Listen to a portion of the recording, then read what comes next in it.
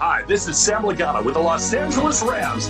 Whose house? You're listening to the Los Angeles Rams UK podcast. Undenied worldwide. The Los Angeles Rams. It doesn't get any better than this. Let's go Rams! Good evening, welcome to another episode of the LA Rams UK podcast, episode 111. What a load of cards. I'm John, and joining me this evening is Tony. Tony, how you doing, mate? Not bad at all, thanks, John. You? Football aside, yeah, I'm okay. We'll get into that. Fair enough. Later. Joining Tony and I this evening is from the LA Rams UK communities, Lewis Perry. Lewis, how you doing, mate? Good, thank you. Like you said, other than the football side of things, but yeah, good. Trying to forget about last week as much as humanly possible, but yeah, good. Cool. Just before we start, Lewis, so just a wee bit about yourself. How did you get into American football and how did you become a Rams fan? Well, I am from Derby myself, so as you might know, the Derby County are called the Rams, so they kind of link together. And then my mum bought us tickets to go see the Rams against the Cardinals in, was it 2016? I think it was. Yeah. So yeah, went to watch them at in London, and then just watched them ever since. And me and my dad watch it every Sunday now, or whenever we play, of course. So there's quite a number of Rams fans that are actually Derby fans in the UK. Obviously, you say the Rams. Yeah, there's actually I want to say the like tier 6 team in England that nicknames the Rams Sheppey Sports. They've reached out to us before, and they've called the Rams. Their away strip this season actually is based off of our home strip, believe it or not. Yeah, I go to Derby games all the time, and I see like all the beanies and woolly hats with Rams on and all sorts. So yeah, I always pull them for a chat and ask if they're part of the Discord or not.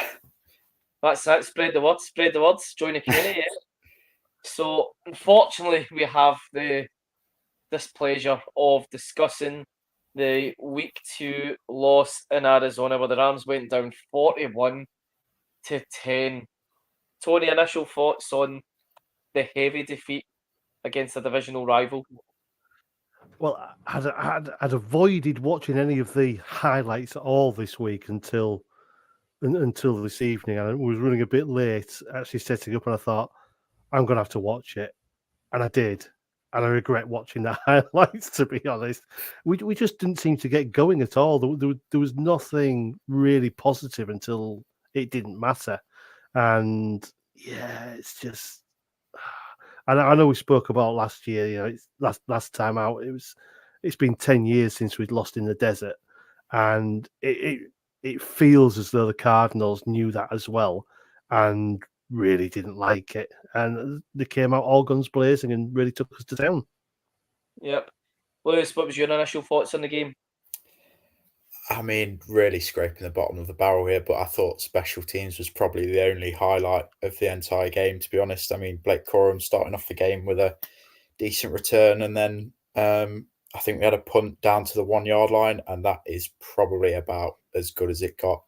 But yeah, other than that, I think the defensive line and safeties and corners showed a bit of naivety, to be honest. I'm not sure if it is the coaching or just the pure adrenaline playing Kyler Murray, but they just seem to be just a bit rushed into everything and not really prepared at how to play him properly. Yeah, I think for me, it's different to the loss against the Lions. It was like we said last week, that the performance against the Lions wasn't necessarily a bad performance, all things considered, but this week, it just on both sides of the ball, it just wasn't there. And I think you can actually now feel the effect of not having someone like Aaron Donald on that defense. Would you agree, guys? Because this is a game where, like, yeah, absolutely. Kyler Murray scrambles, he's contained. There was a couple of times where Verse and Fisk could have got him down, and you just thought to yourself, if that's Aaron Donald, he knows exactly how to play Kyler Murray.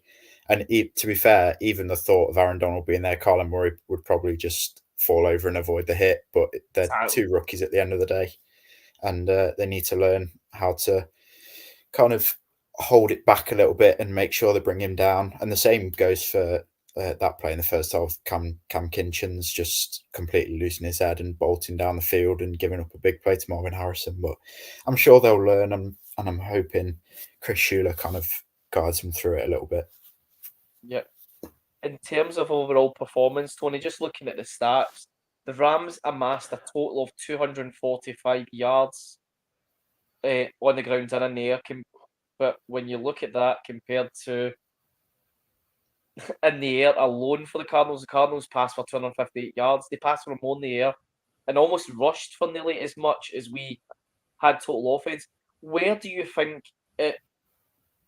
I'm not going to say went wrong. Where did it not go right on the offense for us? Well, I think we said last week that we didn't really get the run game going at all, did we? And I think that's a common complaint for a lot of teams, is that you've got to get the run game going early to keep the opposition honest. And that, in theory, opens up the opportunities for more passing. And yeah, we just didn't. Do we have the tools to get the running game going on a regular basis? I don't know. It's not meant to be a rhetorical question. It was do we have the tools at running back? Well, I mean, you saw Kyron Williams last season. If you've got a fit and healthy line in front of him, I mean, they've done about 140 odd yards in Arizona last year. Just when we looked at the preview last week, and we looked at the stats. The last time we played them in Arizona, 140 odds on the ground. So I think Williams is capable of that. It's probably down. I would say it'd been down to the injuries in the offensive line. What do you think, Lewis? Do you think it's a deficiency on the ground, or do you think it's just one of those ones like I'm saying that it's down to injuries in front of him to open up those lanes for him to gain those yards? I think it's a complete bit of both. To be honest, I think the McClendon at left tackle looked completely out of his depth, and so did Archiori last week the week before when he came in against the Lions. Yeah.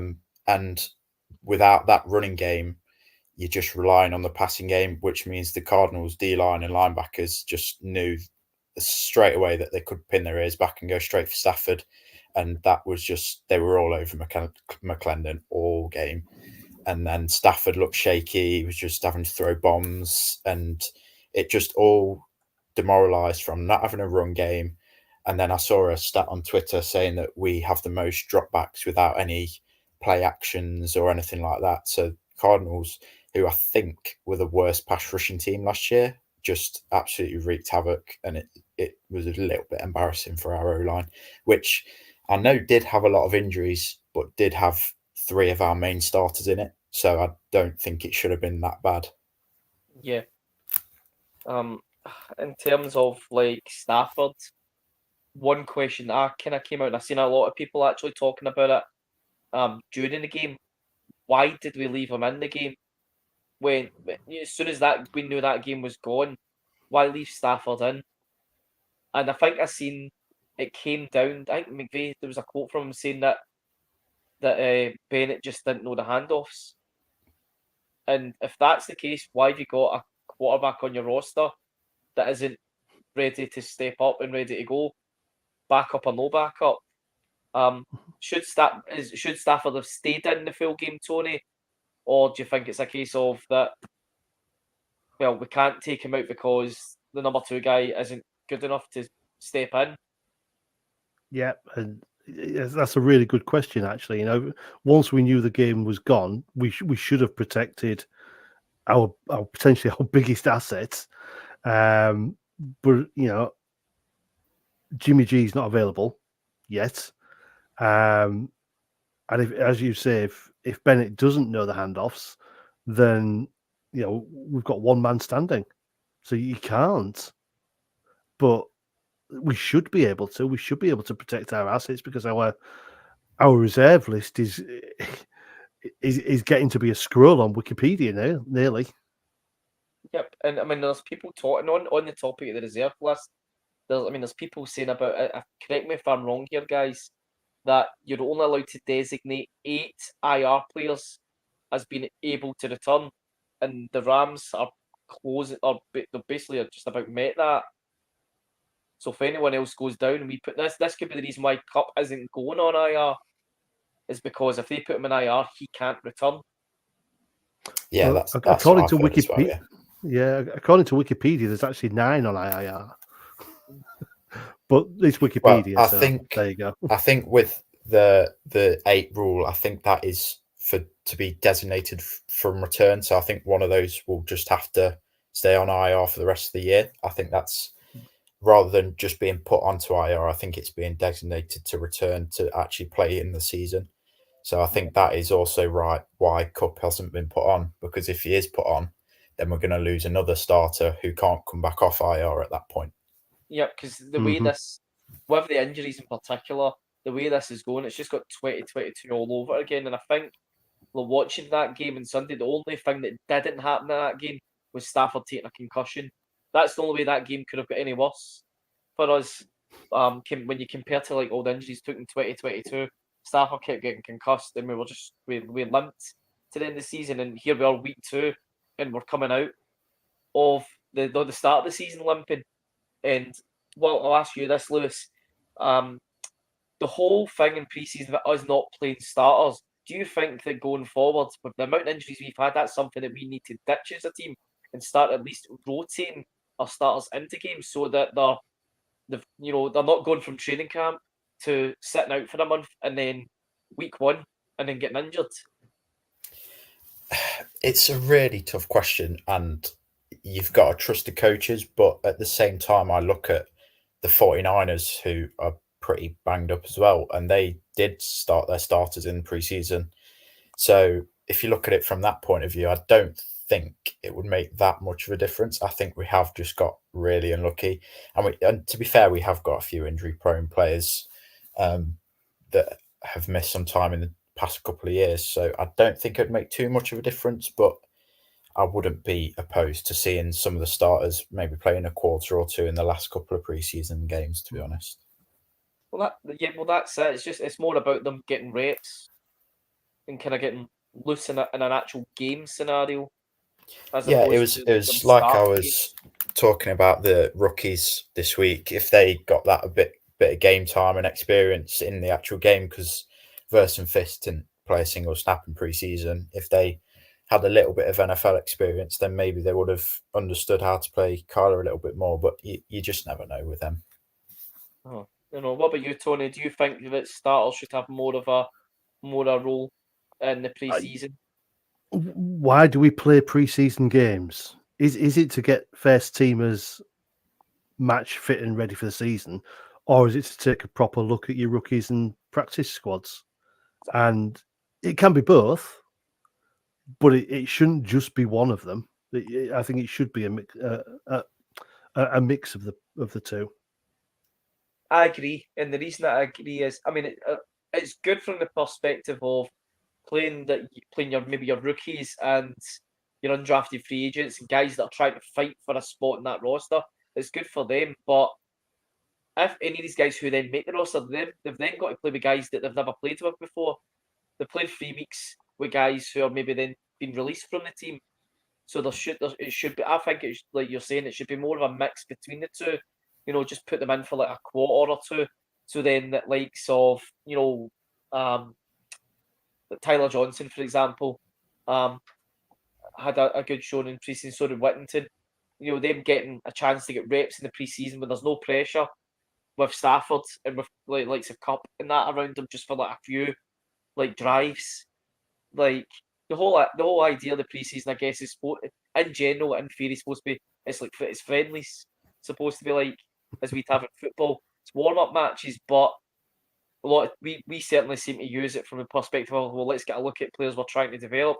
There's nothing wrong with that, but I think that's where I've said it before and I'll say it again. The NFL really lacks a proper development league to give players the chance to do that, and for teams like us to keep tabs on players. And I go back to say that's where like NFL Europe really came in. That kind of spring season is finished. The coaches had all the time they're all to keep an eye on these players they wanted to send out for development. I know they've got the UFL now, so there's a chance like they could be sending guys there, and getting them like that needs to be.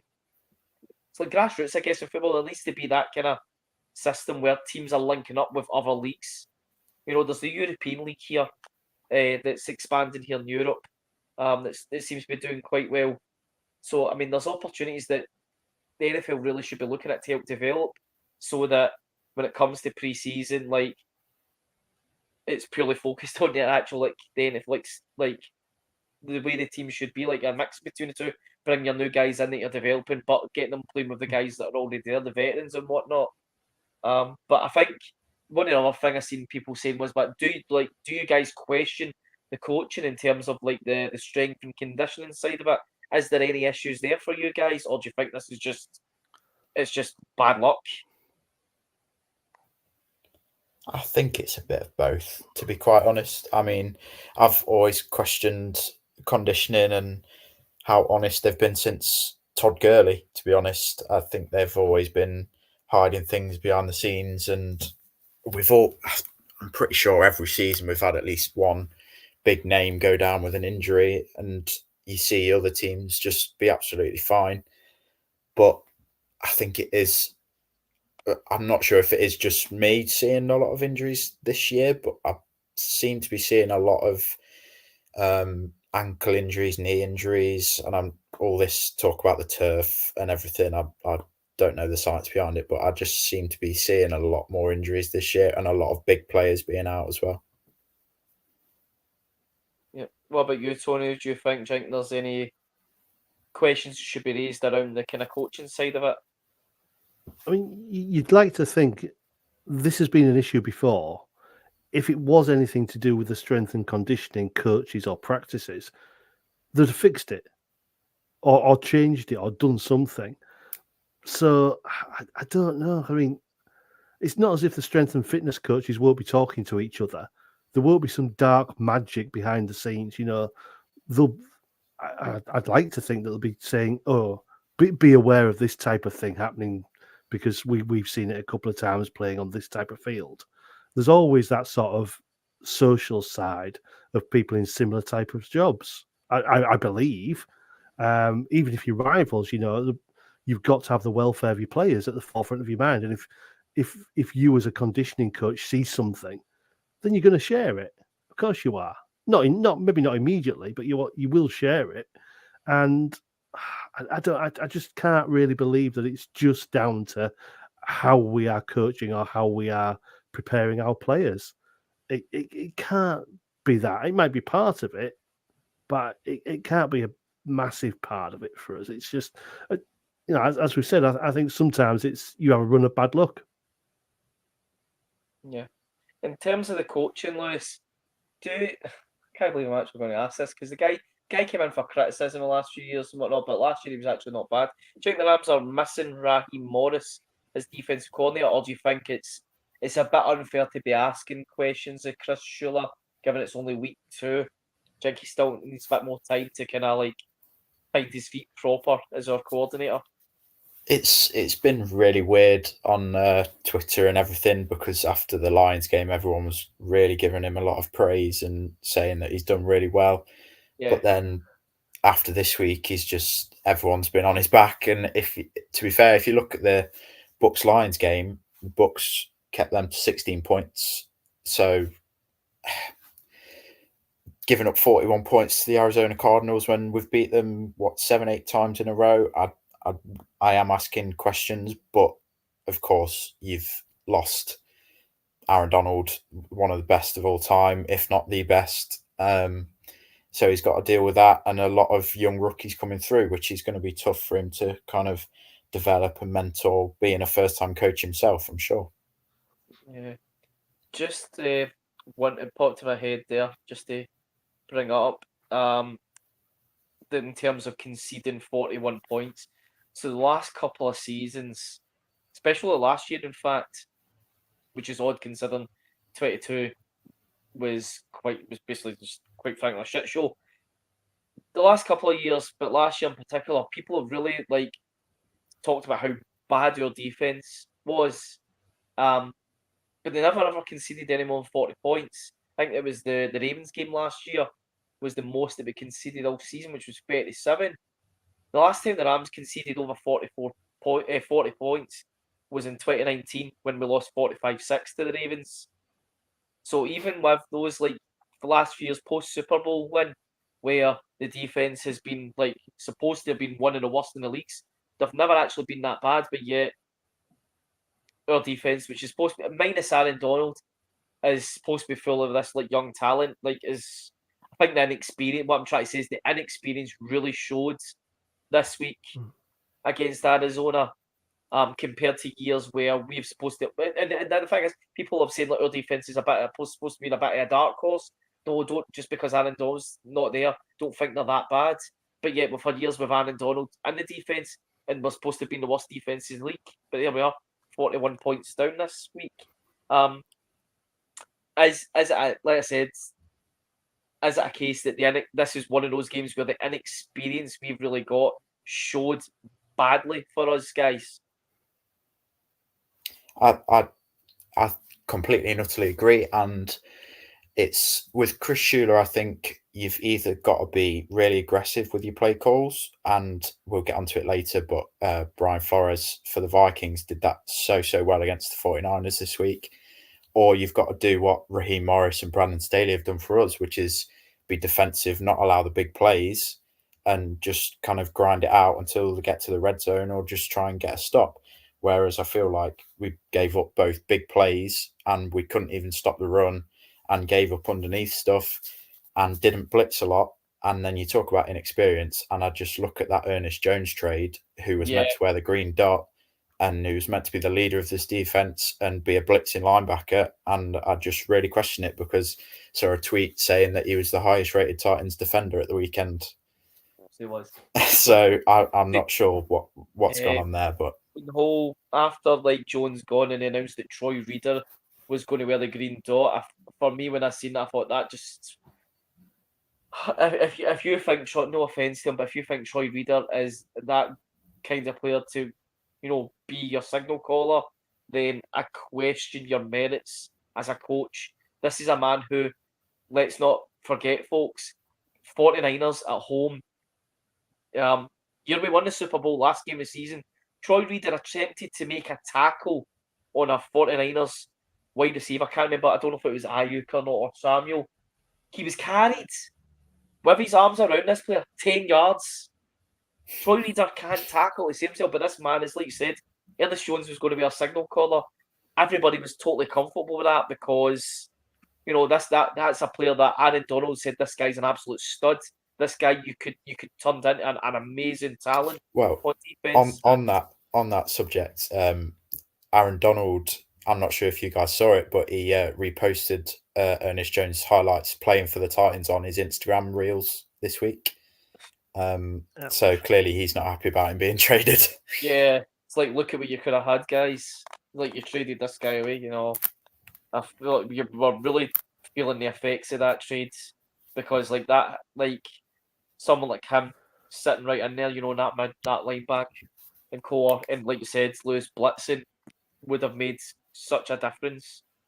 Like you said, we didn't blitz enough to get to him. I think, well, we had one sack, which was Kobe Turner, but like even when he sacked and and he's doing his conductor dance, I thought, look at the scoreboard, man, for fuck's sake, look at the scoreboard. Yeah, great, you got a sack, but that's all right for winning, or it's close, but it's not close. Come on. But it's by the by, I guess. So let's wrap that one up in a little bow. Week 2 is done and dusted, guys. So just as you kind of briefly brought up there, Lewis, about the scores elsewhere. So we'll get to them last because we'll be previewing the game. So just looking elsewhere, did you guys catch any other games in the league? Just want to rattle through some of the scores. Yeah, I was watching Red Zone all night on Sunday, and game of the week for me by far was Bengals Chiefs. It has nothing to do with us, but I thought it was, as per with those two teams, it was just a brilliant game. And as per, the Chiefs get bailed out by a referee call. But yeah, I thought that was by far the game of the week for me. Tony, did you catch any other games? No, I didn't. I can't remember what I was doing on Sunday, but I was without Red Zone. The only thing I really caught of any other games was the Miami game and what the hell was Tua doing? Somebody messaged me and said, "Have you seen the concussion?" And I said, "No," and I immediately went to find it. It's like, why is he leading with his head? Yeah. It was just bizarre. And it's almost as if he wanted to get hurt, which I assume he doesn't. But that led to some interesting conversations on Twitter during the week about how Miami could potentially trade for Stafford, and we'd take Bryce Young Saw and in like an unvirtuous circle of trading. And like, yeah, just the guy needs help one way or another. Yeah, that he is a young man who's going to end his football career drastically short with that, because it's like you said, like, he's leaving his head. It's not the first time he's done it. It's not the first concussion, and it's not the first concussion that's like left people like, oh, do you know? So, oh, I don't know. I just as you said it, Lucy. I actually had my wife's a Chiefs fan, so I had split screen. I had our game on one, and I had the Chiefs game on. I didn't have the audio from our game for obvious reasons. So I was more watching the Chiefs game at times. So any time we didn't have the ball, I was like, "There's no point. They're going to go up and score. I can already see this." So yeah, but the Chiefs game was, it was a really good game to watch. My wife was actually saying, "Oh, we're going to get beat here," and it's like, "You're a fourth quarter team." Says you'll come back and you'll win this at the day. Says the Chiefs will. I've said this to her, like, you'll start off not bad, or you'll start off really slow. But see the fourth quarter, that's when the Chiefs basically start playing. Like I've seen it so much last year when I was watching the games with her. That's just the way they seem to roll. But elsewhere in the league, Saints absolutely annihilating the Cowboys 44-19. Are the Saints good this year, guys, or is it just that the Cowboys are just as bad as they usually are? I think it's a bit of both, to be honest. I mean, I think the Cowboys aren't going to be anywhere near as good as people are saying they are. But I never even saw the Saints coming at all. I thought the Bucks and Falcons will be fighting for the NFC South, and then there'll be a gap. Panthers obviously bottom, but I didn't see the Saints winning many games at all. But I think haven't they scored on every possession for the first 12 possessions they had or something? Is absolutely ridiculous. Falcons edged out the Eagles by a point Monday Night Football, as well, 22-21. The Ravens beat the Ravens, which is a bit of a shock, 26-23. Didn't see that one coming. But I've seen a few people actually complaining on Twitter about Lamar, saying, like, can we get an actual quarterback? And I'm like, you've got one. Like don't knock what you've got, for Christ's sake. It's a two-time MVP. Exactly. Like, don't know why anybody would want to complain about having a quarterback like Lamar Jackson. You know, it could be worse. You know, it could be Daniel Jones. You know, which comes on. The Giants will be off the Commanders this week. And the Seahawks beat the Patriots 23. So they start 2-0. And then the last game, as we've come into what's happening this week, the Vikings edged out them by 6, 23-17. So we come up to this week where we have them at home. And I'm sticking to my usual tradition of trying not to refer to them by their actual name. So these are usually, this is always a tough game for us, regardless of where this game is played, guys. But that's saying that, they've got quite a few injuries. So, Tony, how are you feeling going into this game against them? Not good. Not good at all. Usually because they travel well to SoFi. And I've seen a few comments on Twitter during the social media this week about it being Levi South and all this type of thing. And it's like, yeah, losing to them is hard enough. But them having so many fans at our house hurts just as much. And yeah, it is the rivalry for me. I know some people always see the Seahawks as the main rivals and things like that, but it's always them.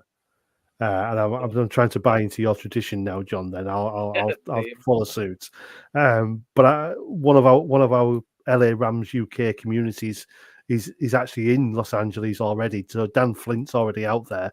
He's there for the game on Sunday. So I hope he has a terrific time. But I think he's still looking for a tailgate party to drop into. So I hope he finds somebody to host him. I'm sure they will. Sure will. They're always welcoming of us British contingent when we head over there. From what I see usually from all the posts when likes of who is that? Like Tony Deef, he goes out there with his wife. Like when the guys are over there, so they're always welcome. I'm sure he'll find someone, but yeah, just as you bring on to the whole like they travel well. It's I think last season was good, right? Because you saw elsewhere in the league that whilst the narrative has always been about like, oh, the Rams have got no fans, it's always an away game for them. You saw elsewhere in the league, that's not actually the case. It's just that when they come to town, they travel really well. But what I don't get, you tell me what you think this, guys. Why would if I had a season ticket to SoFi, why would I sell it to one of them? Like money aside, why would you sell it to one of them? And I remember, like I think it was season before last, there was like a big effort to try and get people not to do that, and it still happened. Yeah. Like, how do you feel about how many of them are always in our grounds, Lewis? I mean, it's just really tough for us because obviously we only moved there. How long ago was it? About 10 years ago, probably now. And LA is such a sports orientated place. So you've got so many Dodgers fans, especially, and LA already people had gone to support the 49ers. Sorry, them. So watch the team moving. So, for example, if like a team came to London right now, I'd probably stick with the Rams and I wouldn't go to the London team. And I feel like that's probably the same for a lot of people in LA that were supporting the 49ers at the time, and the Rams and the Chargers both came over and they were like, well, especially the Rams being their main rivals, we're going to stick with the 49ers. Yeah, because there's still quite a bit of support for the Raiders as well in LA from their time there as well. It's like LA is a weird city because, like you said, they're a big sports town, and they're not really a revolving door, but they've had a few teams over the years, and then like when the Raiders left, there was no one. So I guess the next team down the road is them, unfortunately. But I think in the last like 10 years since we like moved back, I think it's just it comes back to one of those ones when it's still about giving it time for the next generation of fan to come up, because the Rams fans that kind of started off when we came back to LA would have been there's been a lot of like kind of like historical Rams fans from when we were all the first in LA.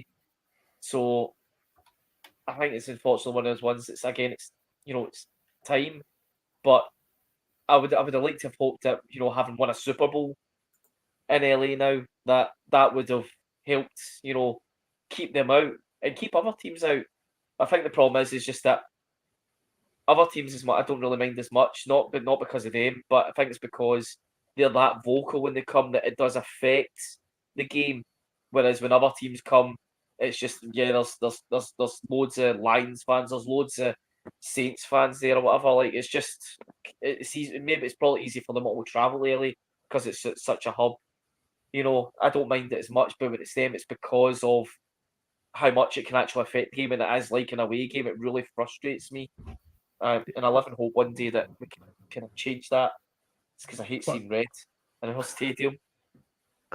Well, I think it's both of those things, John. I mean, Los Angeles is a huge city, and it's got a lot of people who go to work and live there from all across the states. So they bring the teams with them. So it's not so much that a lot of teams travel; it's that there's already a lot of fans in LA, and many of them won't go back to their hometown to see a game. So their big game is once a season in their home, the city that they live in. So they're willing to pay $1,000 for that ticket.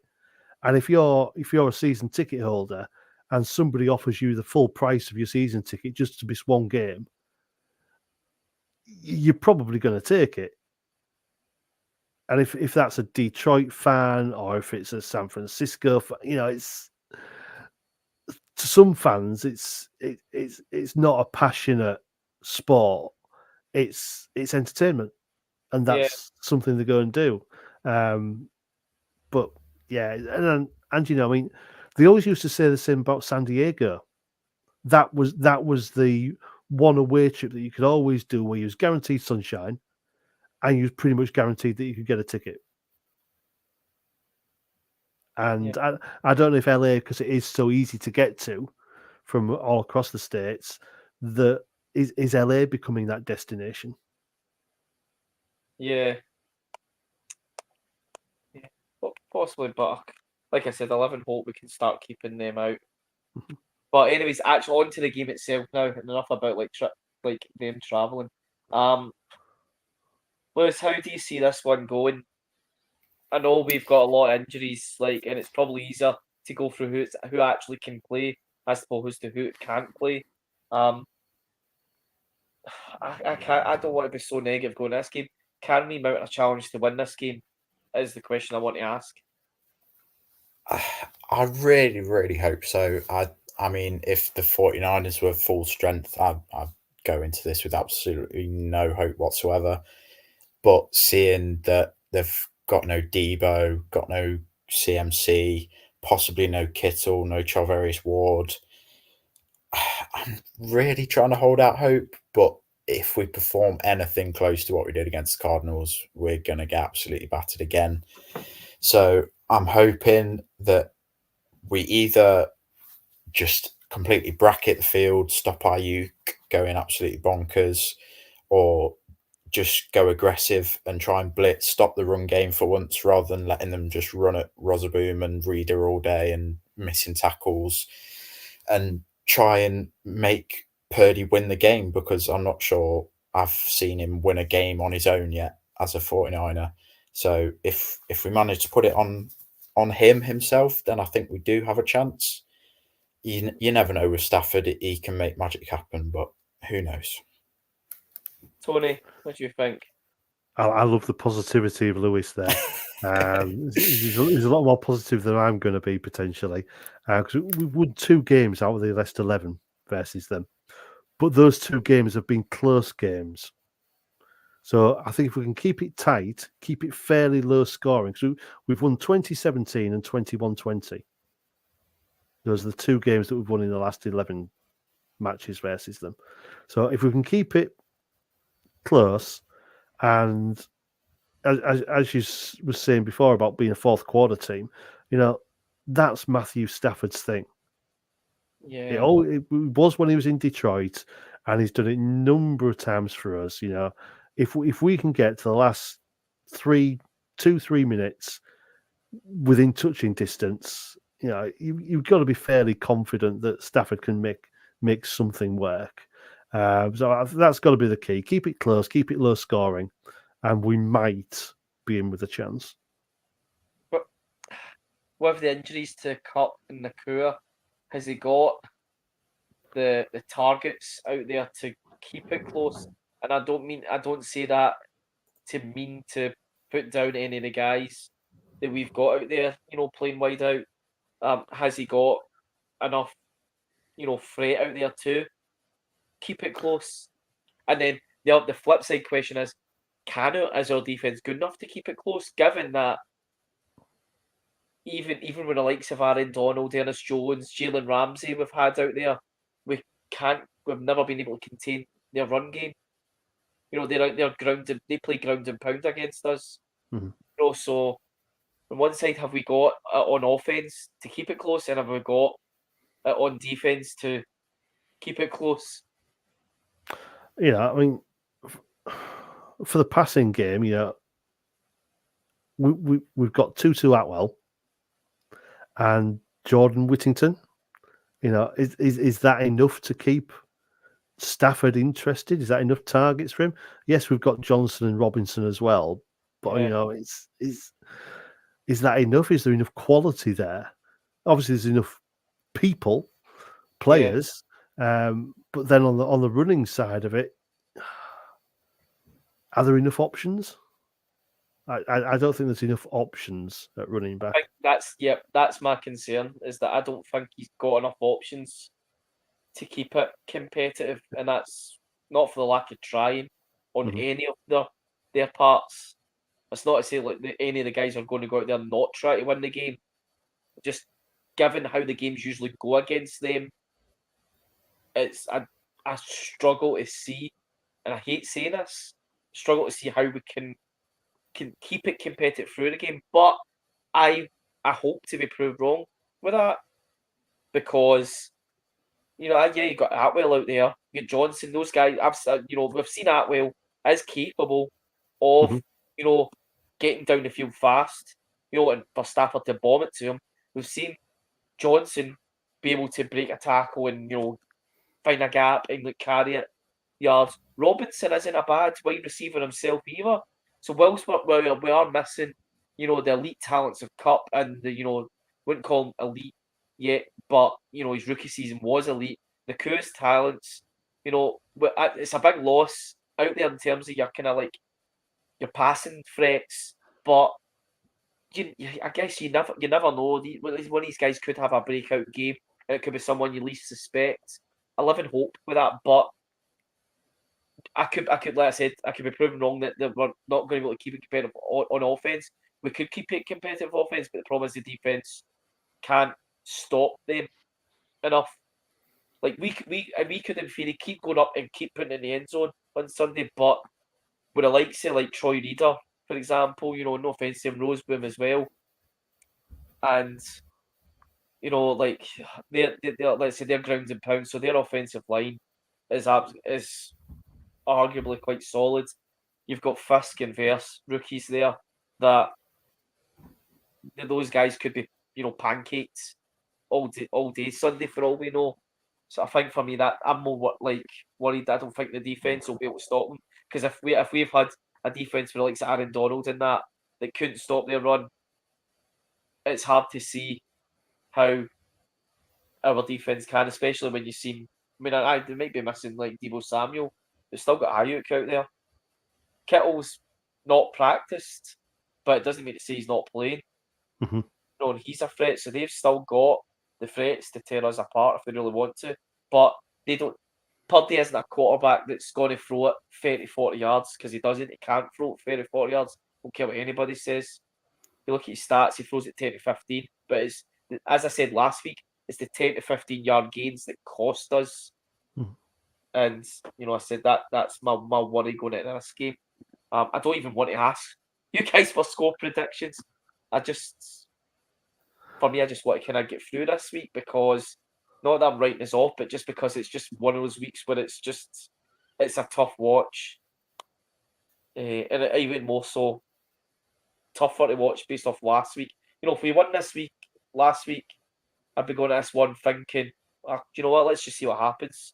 Tell what we got to lose. Whereas this one, I'm kind of like, I'm not necessarily going to hide behind the couch, put it that way, but it's going to be a tough one to watch. Do you guys agree that it's going to be quite hard going Sunday? Yeah, it's not going to be pretty. It's not going to be pretty at all. What about you, Lewis? Do you think it's going to be a hard watch? I just hope that McVay doesn't go into it thinking that we have a chance to win this, and he actually just lets loose and just tries something new. Just get some bootlegs going, get the play action game going again, get Stafford into a bit of a rhythm. And I think you've got to look for Colby Parkinson more. You know how much Stafford likes his tight ends. He's only thrown it to him 5 or 6 times in the first 2 games. I think he is capable, especially in the red zone. If we actually manage to get down there, that is.